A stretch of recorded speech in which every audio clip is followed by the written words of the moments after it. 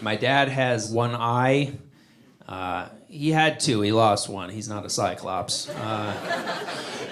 He lost his eye in a barbecuing accident. You know, the most common way to lose an eye, right? This was before I was born. He was flipping burgers with one of those two-prong barbecue forks. That's not the joke, but yeah, it is funny. And he caught it on the grill, and it slipped out of his hand, popped him in the eye. He goes running through the yard screaming, and whoever's burger that was, I'm sure was ruined. And so this was before I was born. When I was old enough to wrap my head around it, I was like, Dad, how did you do that? Were you drunk? He was like, nope, sober as a judge. I was like, you should probably tell people you were drunk. You're just a butterfingers. Like, at least if he was drunk, he'd have the best story at the AA meeting, hands down, right? Imagine everybody goes around in a circle. He stands up. He's like, oh, I think I finally hit rock bottom. This is a new low. But he can never get away with saying typical dad stuff. You know, like he'd be driving along. He'd be like, hey, put your seatbelt on. I got eyes in the back of my head. It's like, yeah, maybe you should let the front of your head borrow one, huh? Swing that thing around. But it is sad because it all could have been avoided if he had just used a spatula, right? But as he likes to say, hindsight's 20, so.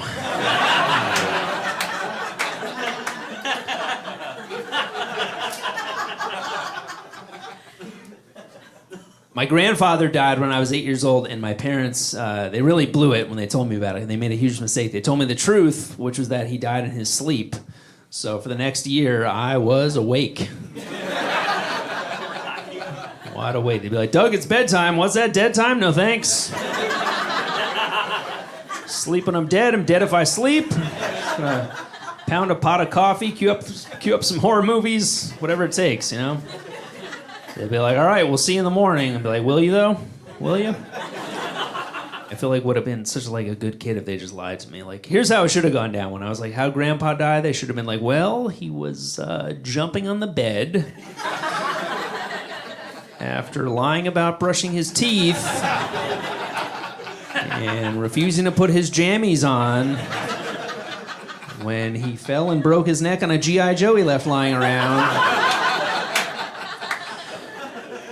Doctors say he would have survived if only he'd taken one more bite of broccoli. And older, right? I just turned 36, and I feel like as I get older, I find myself answering the door wearing less and less clothing. You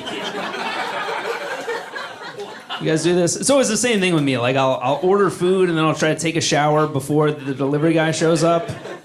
Never happens. Every time I just answer the door in a towel dripping wet. The guy just looks at me like, am I going to be in a porno?